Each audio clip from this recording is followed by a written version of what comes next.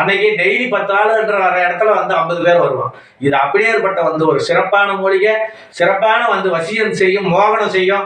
இன்னைக்கு வந்தவன் நாளைக்கு ஈர்ப்போம், நாளைக்கு அந்த கடைக்கே வரணும், அந்த இதே வரணுன்ற மாதிரி ஈர்க்கும். அந்த மாதிரி நீ உருவாத்தி பாருங்க, எதுவுமே கஷ்டப்படாது வராது. சும்மா சோம்பேறித்தனமா வாழணும்னா வராது. அந்த மாதிரி செய்யுங்க, கஷ்டப்படுங்க. ஒரு 3 நாளைக்கு 10 நாளைக்கு கஷ்டப்படுறதுக்கு என்ன இருக்குது? கஷ்டப்பட்டீங்கன்னா தான் பல நாள் போய்க்க முடியும். பெரிய செல்வாக்கு கொடுக்கும், பேர் புகழை கொடுக்கும். பணப்பட்டியில் வைக்கலாம், என்ன பீரோவில் வைக்கலாம், சாமி படத்தான வைக்கலாம்.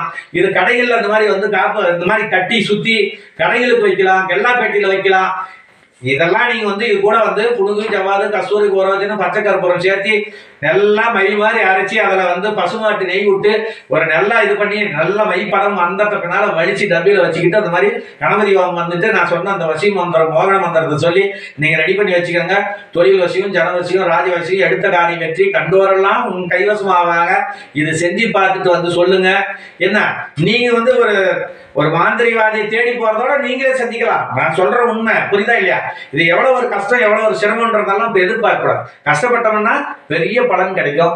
செஞ்சு பாருங்க. இதை ரொம்ப ரொம்ப சிறப்பா இருக்கும். பணத்துக்கு பஞ்சமே இருக்காது, தெய்வ நடமாட்டம் இருக்கும். இதெல்லாம் பெரிய மாந்திரிகவாதிகள்லாம் சிறப்பா செஞ்சுக்கலாம்.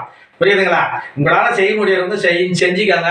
செய்ய முடியல எங்களுக்கு இல்லைன்னாக்க வாங்க, வேணும்னாலும் நான் கொடுக்குறேன். செஞ்சுக்கங்க, செஞ்சு பாருங்க.